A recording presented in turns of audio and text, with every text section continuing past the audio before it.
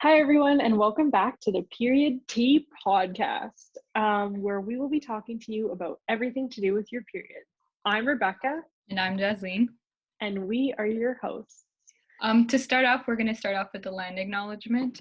We acknowledge the land we are meeting on is the traditional territory of many nations, including the Mississaugas of the Credit, the Anishinaabe, the Chippewa, the Haudenosaunee, and the Wendat peoples, and is now home to many diverse First Nations, Inuit, and Métis peoples.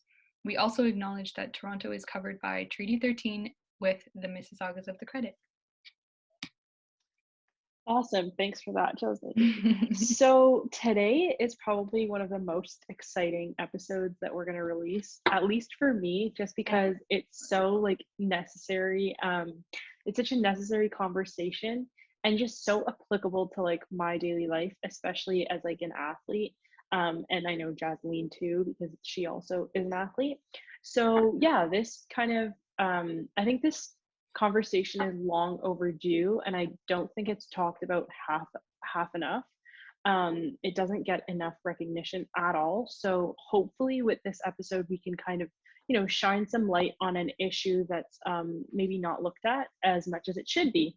Mm-hmm. So today we're just going to be talking about how important sport and exercise is for general health, how they can provide incredible health benefits as well as empowerment, confidence, you name it. And especially we're going to look at how menstruation is viewed within the world of sport and how it can impact the way people address and deal with it in their daily life. I think in the world of sport, there's an increased stigma around periods because they're seen as, painful and an experience that doesn't help their athletic career, which is actually not true. So I think we have to really look at that. Yeah, we are kind of taught in the world of sport that our periods are a nuisance. We're encouraged to use birth control by different coaches and different teammates. So we're just gonna, unpack all of that, and we hope that you get something out of this podcast episode. Yes. So to kind of start off, we're gonna talk about our personal experiences, starting from a young age, because I feel like we don't really know a lot about how to manage our period and how to kind of manipulate it for ourselves, for our lifestyles, so that it is in line with our period. So for grade 7 and 8, right? Because I got my period in grade 6. So 7 and 8. If I ever had my period, I would not play. So I used to play volleyball, frisbee. What else did I play? Yeah, volleyball, frisbee, and then basketball. So all of those things, if you had your period, you were not really playing. You know what I mean? Just because it became something that disabled you and made you not as good as you usually are. And basically in grade 9, I went to a high school with a swimming pool. And so we had to swim, and having your period was never an excuse for you not to swim. And honestly speaking, that was a great rule, because it taught every single girl that went through that school or had to go through that swimming class that your period isn't something that should stop you from taking part in physical activity, no matter the nature of it. So I had a really amazing grade 9 gym teacher, and she was such a powerful woman, amazing influence in my life, and I still I love her so much. And basically, so she would explain to us how your period is not something that disables you, and that it's not something that you can't go swimming if you have your period. Of course you can go swimming if you have your period, right? Even for someone who, I did not use tampons at this time. And so I literally told her this. I was like, I don't know how to, and I don't want to, right? And so she explained, if you just, take a shower before you get into the water, and then when you get into the water, the pressure kind of equalizes and you don't bleed, basically. So that was a very amazing experience for myself, because it just allowed me and empowered me to take part in sport no matter my state of menstruation. Another experience is one really cool experience, in my opinion, was I had my period and I was in like a lot of pain, and it was right before like our championship game. So I had to like kind of like click, like something had to happen for me to like snap into my game mode. So what I did was I just laid down and I kind of like and it was in the sun, and I like laid down and I was like, okay, I just got to get through this. I really want to do this game. I really want to do good in this game. And then, you know, like before the game, you're ready to go. Like, I feel like it was just like a mind over matter kind of thing. Even though not saying that like, you know, females who can't do this or women who can't do this are like less epic. Everybody's epic. But I'm just saying like, it was just one of those things where I was able to kind of control and choose that I wanted to take part in sport no matter how much pain I was going through at the time. But yeah, my experience with periods in sport has always been one of empowerment in most cases. I don't know about you, like how That's was your amazing. It's so funny because you saying all this has like really like I was just like thinking and I'm like, oh my goodness, things I never realized. I am kind of not the I wouldn't say the opposite, uh-huh. but I don't know what it was. Maybe it was just the way that I was taught about periods and you know the school that I went to as well, like growing up.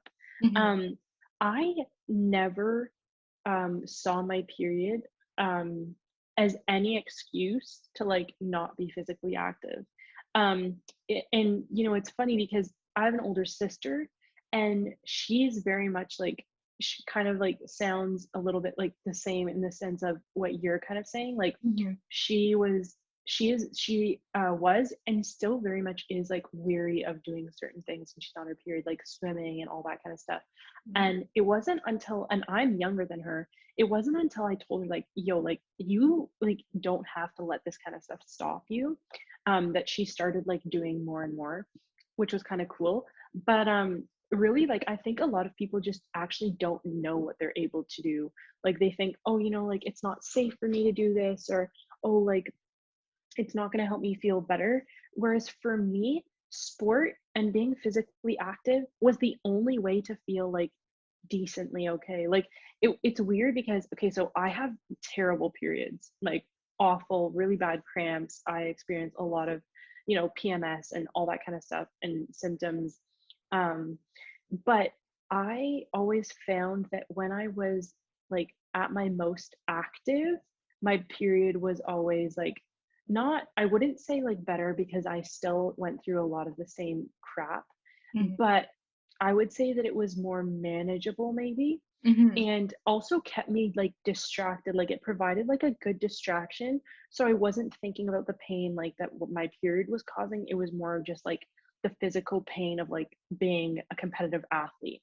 So Mhm. for me, I grew up playing, you know, I grew up playing a sport, and it was never, it never even crossed my mind to like not play a game or like not go to a practice because of my period.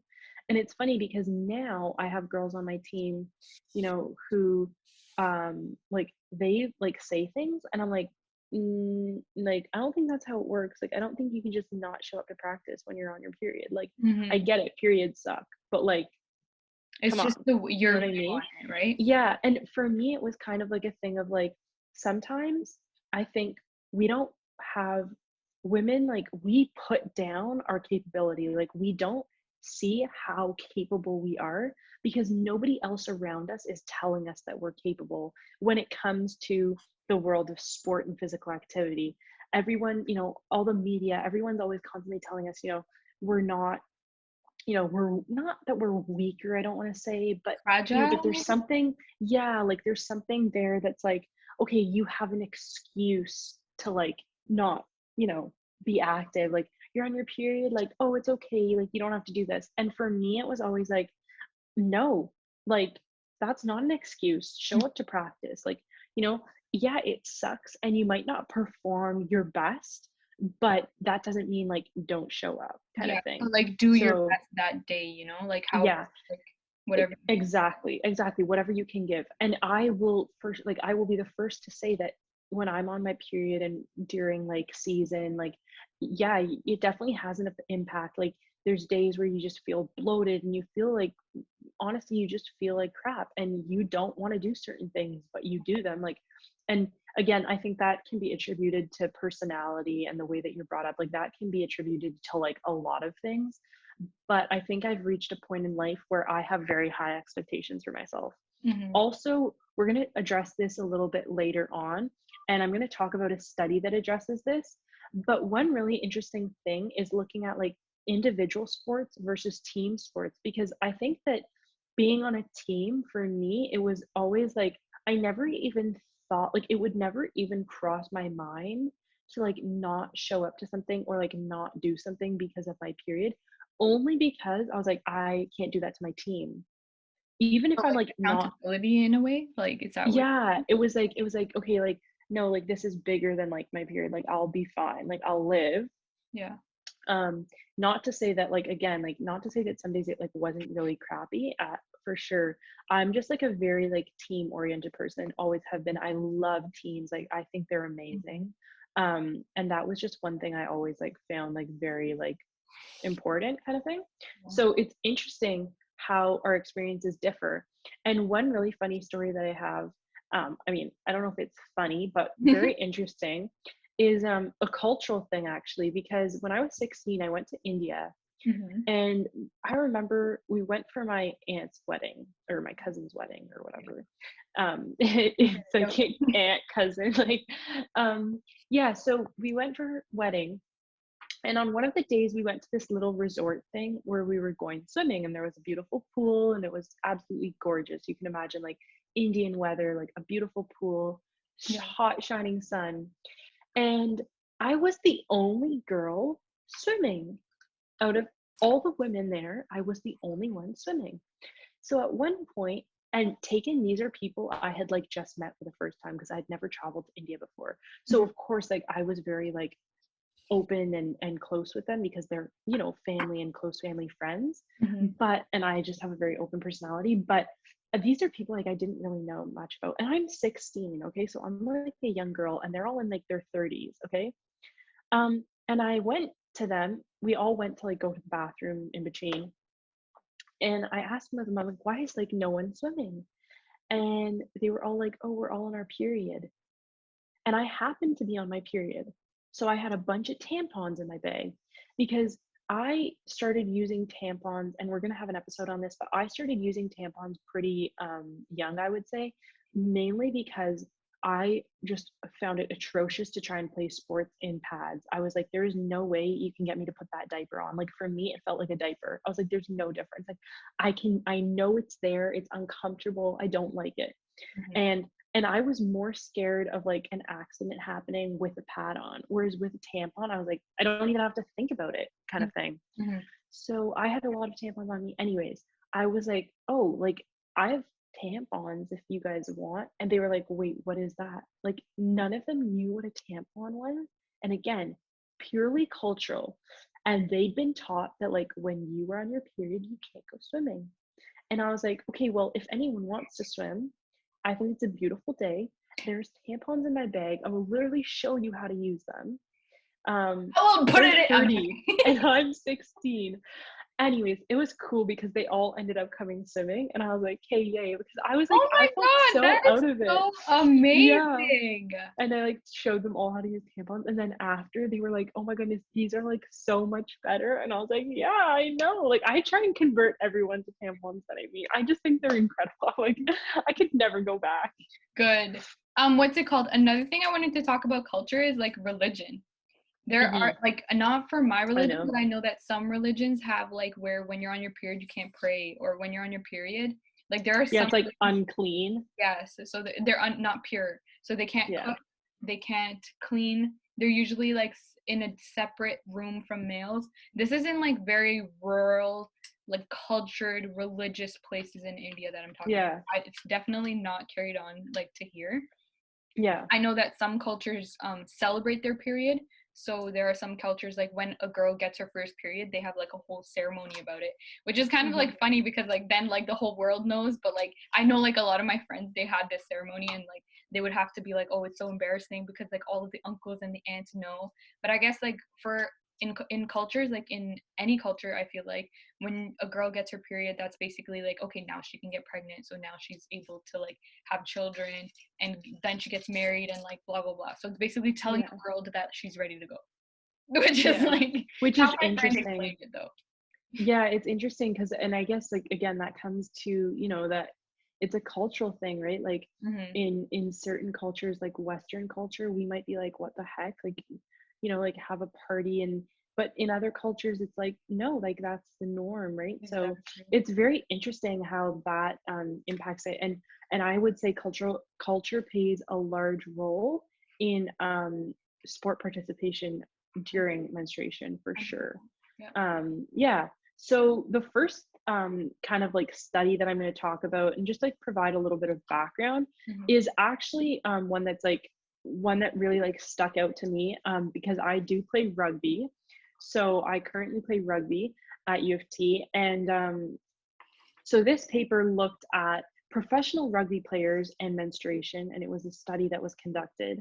And some of the findings just boggled my mind. And the first thing I wanted to say is full disclosure, this study only involved 15 people.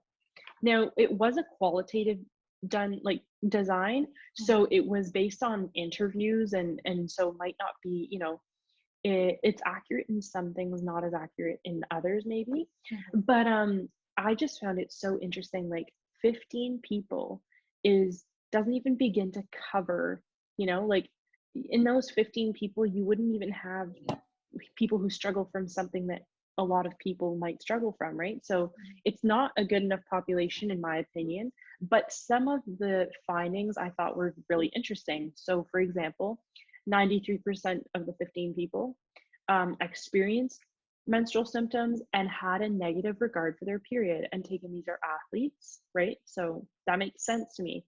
33 perceived that they had heavy bleeding, experienced heavy bleeding, and heavy bleeding to the point that it impaired their performance in sport. Mm-hmm. Again, super interesting. 67%, yeah, 67% of the people said that it dramatically impaired performance in sport, and 2/3 of the participants were self-medicated to alleviate symptoms. So whether that be Advil, Tylenol, whatever it might be, they're medicating because of symptoms essentially. And then a lot of them, talked about having, reduced energy, lack of motivation, which is, I think, a big thing, lack of motivation. Like some days you just don't feel like getting out of your bed. You just don't. Yeah. So one thing that really struck me was, looking at how supported these athletes felt. And we're going to talk about this a little later on, but a lot of it had to do with the types of coaches that they had, female versus male, and also the type of doctors they had, female versus male, and how comfortable they felt talking about their, periods. Like one of the girls on the team expressed in her interview that she wasn't comfortable talking about her period, but that was just her personality. She didn't feel like it was stigmatized. She just felt like she liked to be more private. And I think that's completely valid.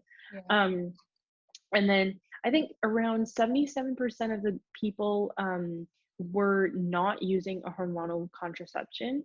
And these people experienced negative symptoms, which were both physical and emotional. And I think it's important to point out that, this is looking at a study done on rugby players, and rugby players don't tend to be, below average, weights and all that kind of stuff, just because of the, you know, the type of sport that it is. Like rugby, you have to be strong and you have to be like able to, take that contact and those kind of things. And you wouldn't be successful if you were, energy deficient. So I think that's a really important thing to look at, because most studies around menstruation look at people who suffer from amenorrhea or REDS, which is relative energy deficiency syndrome, previously known as like the female athletes triad, I believe. But yeah, it just looks at, how being energy deficient can have such a vast impact on all types of aspects of health, and one of them is menstruation in women. Um, and a lot of, these studies, they focus on individualized sports. So they're looking at things like tennis or gymnastics or figure skating, running. And a lot of these sports are, they're termed aesthetic sports, right? So, it's about, a lot of it comes with how you look, are you lean enough? What do you eat? Like, how muscular are you? Like, there's kind of like the perfect look. Yeah, not too much, not too little. Right. Whereas rugby, and I will talk about this later, is one sport where you literally, it does not matter how you look. There is literally a position for anyone, no matter how you look, no matter how you're built, which is pretty incredible. So yeah, I think those are just like important things to point out. And then one thing I also found really interesting was, things like, so back pain is one of the most common symptoms of menstruation, apparently, which I never would have known, because it's one of the it's one of the few symptoms that I don't experience, is back pain. Yeah. So I always have back pain, always. interesting. Yeah. Okay. Yeah. So I never really have experienced it. And then they were saying, which makes sense, and which is maybe why I don't experience it, is that in rugby players specifically, they're so accustomed to having lower back pain because of the contact that they're involved in, that they don't associate it as being a symptom of menstruation. Oh, it's They just it's just normal for them. It's just always there. And I was like, that makes sense. That might make sense. So I thought that was like super interesting, right? Like, if you have these symptoms, and that goes for anything, if you have a sport like gymnastics where you have constant symptoms of fatigue and overexertion and all these things, you might not think it relates to your nutrition. You might not think it relates to your menstruation at all. But the body is incredible, but one thing in the body impacts the rest of the body. You can't isolate it. It'll impact the rest of the body. So that's a really important point.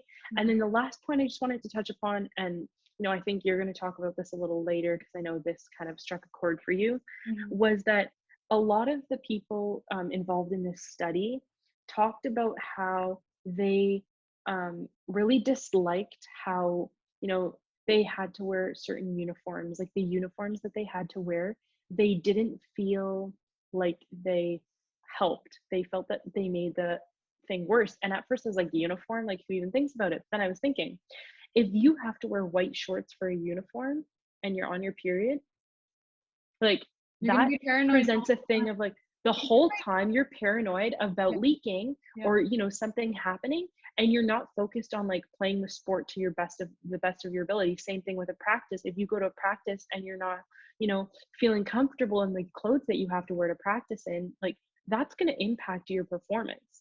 And the last thing was, on top of the uniform, it was also just the type of practices that you have in a sport like rugby are intense. So, sometimes it might be better, if you're really not feeling well, that you don't do certain things. And there's no shame in that.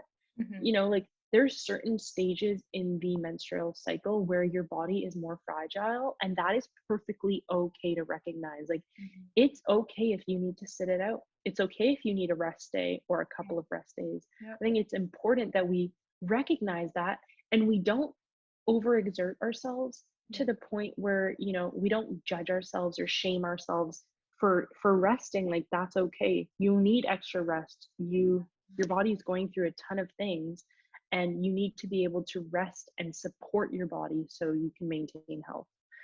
So yeah, that's kind of some of the interesting points that I pulled out from this study. And I think they just provide a lot of, I feel like I can really relate to a lot of the information, and I feel like a lot of people probably can too. And I just thought it was important to point out. Yeah. Thank you for sharing that. I feel like when we find studies about like things that we're doing and like they relate to us, we're able to kind of make the connections, and like everything just again makes sense, like you make a connection and you're like, oh, that's what it means. Exactly. Yeah, I'm gonna build on like kind of a point that Rebecca said before about like aesthetic sports and how like you have to have like the perfect body or like the way you look really matters.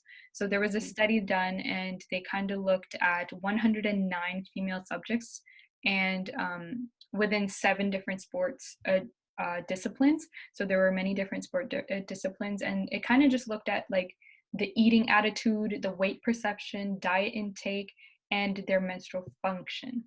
So when they looked at the different disciplines of sport, they found that gymnasts had the lowest body weight and BMI scores. Also, they had the greatest degree of eating disorders. Um, and honestly, in aesthetic sports, eating disorders is a very common pattern because just you have pressure when you're competing to look a certain way and you're always training if you are competing, but another thing that you can control is like the amount of food you eat or the types of food that you eat Yeah. um, because in a sport like gymnastics leanness is emphasized and the way that you carry yourself is emphasized um, and yeah, that was about gymnastics. Another thing about like aesthetic sports is menstrual dysfunction often went underreported. So they didn't really just if they had like a problem with their menstruation, they would not really address it or use it. But just because like I feel like it was stigma surrounding that there were many reasons for underreporting dysfunction. Um, Yeah. Another did you want to add on to anything about here? I no, I was just gonna say about the underreporting. I Mhm. think also when you look at aesthetic sports, Yeah. um, if you look at so if you look at the female athletes within aesthetic sports, so that's things such as, running sports, gymnastics, all those sports in which, leanness is like very emphasized. Mhm. A lot of them don't start menstruating until a lot later on in their life. Yeah. So if that happens, and that's due to the amount of training they're doing, their body weight, like they don't even have the Yeah, body they weight they to have a sustain. lower fat percentage, so it's Exactly. hard for them to menstruate regularly. Exactly. So if you think about that, a girl who has like done gymnastics her whole life and, you know, doesn't get her period till really late in her life, what It's are the normal. chances that she's gonna, yeah, like she's gonna think that that's normal? Yeah. And if from the time that she gets her first period, you know, and then she just gets her period, once every 4 months, like, and it's always been like that, like, people think that that's normal, even Mhm. though, it's not. It's It's not. menstrual dysfunction, right? Like, it's not normal that Mhm. you get your period once every 4 months. I'm Yeah, sorry, it's not. There's exactly. something going on there that needs to get, Exactly. checked out. Yep. So, yeah, that can also play a huge role in it, I think. In the underreporting, yeah. I wanted to talk about like the sports that or like for aesthetic sports, let me just go back to this really quickly. I was a dancer basically. I still am. But like Mhm, I do Bhangra, which is basically a Punjabi folk dance and it started with always males doing it. So mhm, even the clothes that we wear um I wouldn't say that it's males, but like that you can wear clothing that the males wear, but you can also mhm, wear clothing that females wear. So I like that, and it's not clothing where you're uncomfortable. I feel like mhm, I've never felt uncomfortable in it because like I've just been wearing stuff like that my entire life. mhm, But it's always just been a dance that was dominated by males and started by males. So for mhm, females in that performance, like when I would perform, I would have to perform like in any sense you would have to perform like to your best.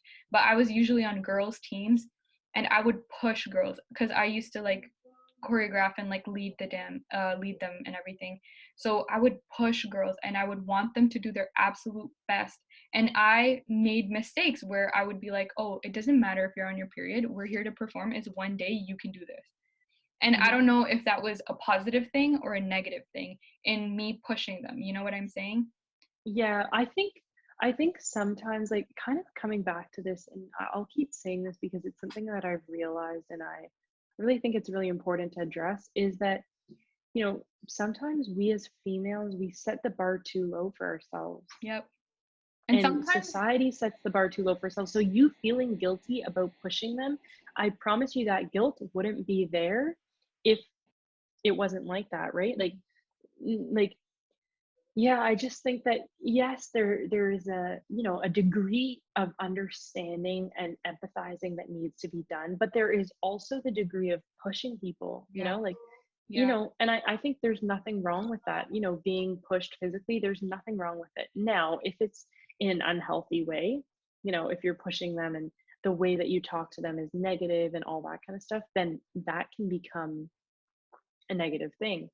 But in general, I don't think that there's, yeah, I think it totally depends on the situation, right? To each situation, there's going 100%. to be something that works Yeah, and another doesn't. thing, like kind of like literally the polar opposite of what you said, but Hmm. basically like sometimes I feel like we aren't forgiving because I don't know the pain that you're going through and I don't know, like everybody struggles differently. All of that stuff is so Yeah, complicated and complex. So yeah. for me, that's why I was always like teeter-tottering, but like I've always been like, no, you got to do your best, you got to push, this is performance day, like blah blah blah, practice, you got to practice like you perform, blah blah blah, all Hmm. of these things. And in aesthetic sports, you could be in pain when you're dancing, but there better be a smile on your face. Like that's how it used to be, right? Like there has to Yeah, be a for smile on sure. your face when certain moves or songs come on. You better have like that attitude on your face. Like it better, like your face was what like the audience was looking at and made or break the performance. Like that's what it was Hmm. in this aesthetic sport, like that I participated in. Yeah. And for females versus males, when males show attitude, it would be perceived as better than when females showed attitude.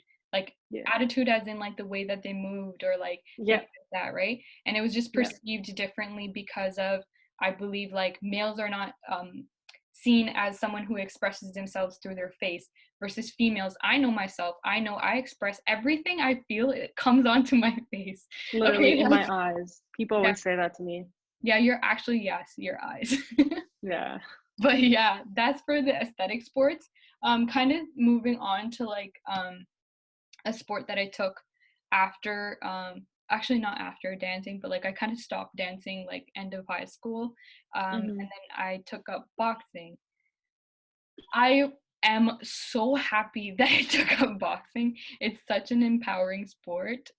Yeah. And the only reason I took up this sport was one, because my best friend, he pushed me. He's like, I know you're going to love it and you should start. And another reason was because the coach was a female. I promise you, Rebecca, I would not have joined or even thought about boxing for real, unless I had a female coach, just Yeah. because of one, it's a male dominated sport, right? Hmm. So for me, I felt like I needed a female presence for me to feel okay, or like someone I could Comfortable. relate to, that I knew Yeah. was going to be there every single time, you know. Yeah. Hmm. Another thing is, this coach became a very important part of my life. She's just one of these women that like I look up to, and um, we've always talked about like our experiences as females in a male dominated sport because there's such few of us, so like we got to stick together kind of thing. And Hmm. so because it is a male dominated sport, the standard was set by men, right? So when women are only like in the recent decades have women been able to make their space in this sport, because otherwise the only female that you would see in a boxing environment would be, or like professional boxing would be, the girl who brings around the round card, and she's not wearing like a lot of clothing, right? And that's Hmm. just how men were perceiving women in this sport, or their spot in this, or purpose in this sport. Yeah. Recent decades came along and women had to like literally fight to find their place in this sport. Hmm. And I think the greatest confusion to society was basically how this sport is damaging or violent on feminine bodies. But if you were to if you were to compare this to something like years ago, domestic violence, like that was accepted by society versus the outward just display of violence on feminine bodies in sport, which was not Mm-hmm. acceptable. So Yeah, it's there really were two interesting. situations where, you know, damage to the feminine body or the female body was viewed as okay or not okay. And again, that comes back to, you know, like how females are fragile and how they shouldn't be, you know, taken this way or that way. My coach also talked about how there was like in her experiences, she had a Russian coach, Mm-hmm. and this coach would manipulate or would talk about how they would manipulate the menstrual cycle, where they would get pregnant before their fights so that they could help regulate their hormones better. And I thought that was absolutely like crazy, because it's like, Mm-hmm. what if you don't want this? Yeah, Right? Like ownership of your it's so body. extreme. Yes, Yeah. exactly. And it's just, it's hard to like think about this being the way to performing better in your Mm-hmm. sport versus like this is something that men don't even talk about because they can't do it. They can't Yeah. just get pregnant, right? Um, Yeah. even when it comes to, say, if a female does want to get pregnant in the sport, right? Mm-hmm. Her return is like gonna be so hard for her because she has a Yeah. baby and she has societal pressure to take care of this baby, and her body image. All of these things come into play when it comes to a sport like boxing. And even if you look at the clothes, um, like the fighter versus the girl who brings around the card, right? And the attraction that males may have to each of these bodies. One is strong and built very physically fit versus the other one who is slim and like wearing certain clothes. So I felt like that was a very interesting comparison between um, the two ideas of females in boxing as a sport. And Hmm. those were like two very clear examples that I feel, Yeah. um, Yeah, yeah, that's super interesting. And I was thinking something and then I kind of it slipped my mind, but yeah, that's you super. can come back No, to. it's really interesting. I don't know a lot about boxing, so I think I always have thought, it looks like a super dope sport, and it's a great way to get fit really fast, that's for Yep, sure. yep, Um, strong. yeah, I think girls who box, I've told you this before, like I think they're total badasses. Like I think it'd be the sickest thing ever. I'm gonna have to try it out one day because I think it's You so have sick. to. I'll But totally do yeah, that. I'm sorry. yeah, exactly. No. Um, yeah, and I think like a large part of it is the sport that you play. Like, for example, so I grew up a soccer player. My entire life, I Hmm. grew up a soccer player. From the age of 4, I started playing soccer. Oh, little Um, Rebecca. yeah, literally. And before that, or not before that, but at the same time, I was doing ballet. So I did ballet and I did soccer. And it's interesting because I would say that soccer is more, it's, it's like it is and it isn't an aesthetic sport. Like I think a lot of soccer players do pride themselves on being lean, and it also does depend on your position that you play. Um, but yeah, I would say that soccer and ballet are probably more aesthetic sports, and just like the uniform that you have to wear, and that ballet, like the over sexualization of the costumes and everything, and that plays a role in it too. But when I look at my mentality around sport when I played soccer, I felt so much pressure to look a certain way, to have my body look a certain way, to not, I was super insecure about my legs because they were super big. And a lot of soccer players do have very big strong legs, but they're also just like very lean at the same time. Like it's like a perfect mix kind of thing. Yep. um so that was like really that was a struggle, and I never had in my, I'm trying to think, in my 19 years of playing soccer, I never once had a female coach ever, not even a female assistant coach, never. I think it's also the level of soccer I played. It was just like females didn't really coach at that high a level. Mhm. So, yeah, so it was just like interesting because always having male coaches, I think that also impacted the way that I, you know, viewed my period. Like I never saw my period as an excuse Yeah. because I had male coaches. Mhm. So if I had like I would never have said something to a coach. I would never have gone up and been like, "I have awful cramps. I need to sit this one out. I need to sit this drill out." No, no one would have ever said that. You Yeah. just suck it up and you did it, Mm. even if you were dying inside. So I think that's also, changed a lot.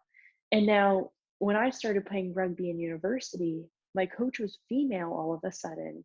And I was surrounded by an entire team of females. I had Mhm. one male coach, all females, a female trainer, and suddenly it was okay to be like, Coach, I need to sit this drill out. Like, I need to rest. And it's funny because I have a mix of coach personalities, which I think is super important. And I have one coach who is very, very, she pushes you. She's the coach who will be like, if you're on your period on a game day, are you going to sit out? And you'll be like, no. She'll be like, good. Then you're not sitting out of this drill. Go do it. And I have like a lot of, that's also just my personality. Like I have a lot of respect for that. And sometimes I need that like Yep. kick. I'm Yep. like, can't let Coach Megan down. Can't Yep. let Coach Megan down. Like, gotta, Yep. Yep. so that's super important. But then you also have, coaches who, are more empathetic sometimes to certain things. So like, if you need a mental day, like it's okay. You're on your period and you're super emotional. Like she's very much like it's okay to like not have the best practice every practice. It's Mhm. okay to mess up. Like just recognize it, move on from it kind of thing. And I think that's so valuable. Like I never realized how impactful having a female coach and female role models in sport is Mhm. because it's such a male dominated field. it's Yeah. it's rare that you get a female coach who's going to push you and who's going to push you but also be empathetic and also care for you. Like it's rare that you get that. Yeah. I think it's so valuable. And yeah, just even the thing of rugby, and I think one of the things with rugby that I loved so much is that rugby, if you watch a game of rugby or you look at the team lineup for a rugby match, Mhm. every single player has such a different body and is so beautiful in their own way and so useful on the team in their own way. You wouldn't have a scrum who was like, a petite girl, but there's scrum half if you're petite. You can be an incredible scrum half and be petite. Mhm. Um, you can play back, you can play forward. Like your size doesn't, dictate what you can or can't do in a sport like rugby. There is literally a spot for everyone on the team. And, the more diverse looking your team is, the better, Mhm. because you need super tall girls playing this position. You need small girls playing this position. You all of it, right? Mhm. So that was one thing I like loved about rugby, and I noticed it right away. And I literally told my coach when she invited me to join the team officially, and I said like, one of the coolest things is like I do not feel out of place. This is the first sport I've ever done in my life where I don't feel out of place because of my body, Wow. which is like an incredible feeling to have. It's Like empowering. it's empowering. And since I've joined rugby, the amount of love and pride I take in my body, although like yeah, my period still stinks some days, is just like incredible. Like I started caring so much more about what I was fueling my body with, not because I wanted to look a certain way, but because I wanted to perform my best and I wanted to feel my best all the time. And I think, we're going to talk about this, in a later podcast, but nutrition is so important. And that's something that, goes hand in hand with sport and Mhm. maximizing performance for sure. I agree. So, Um, I wanted to add on to kind of like how you were saying, like for um for rugby, how there's a position for every body type. For boxing, you have your weight classes, right? So you have females of all sizes Yeah. competing, and I kind of like that as well.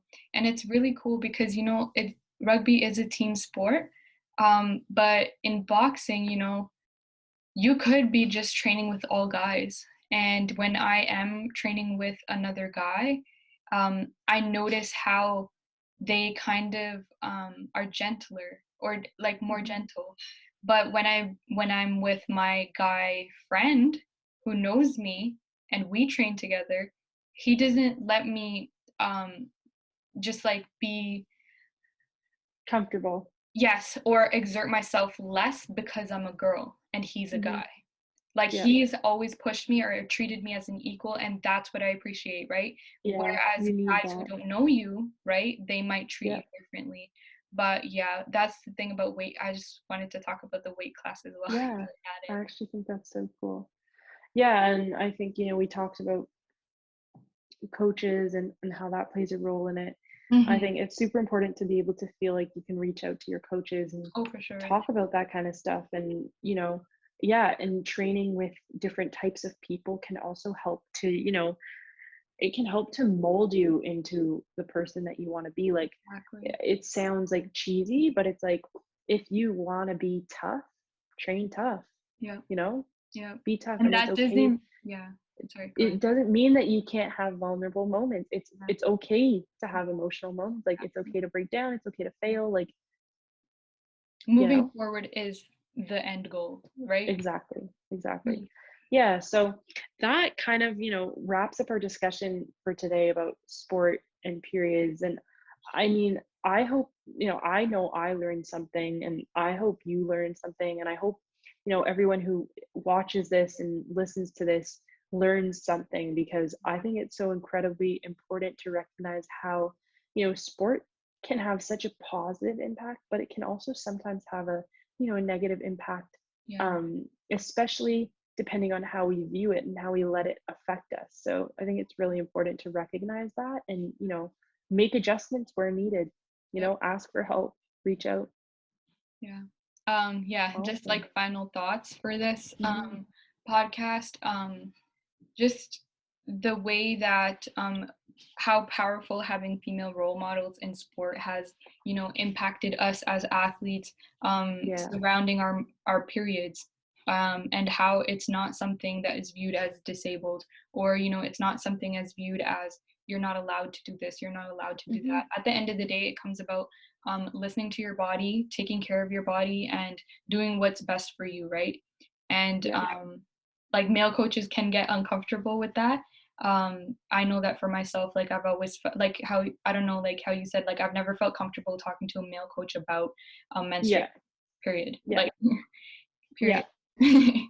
But yeah, that's basically our podcast for today. That is episode 2 for you. And we'll be uh, back with another episode Episode very 3 will be pretty soon. epic, I'm gonna be honest. Awesome. All right, Well, thank you so much for joining us today, and we will see you soon. bye.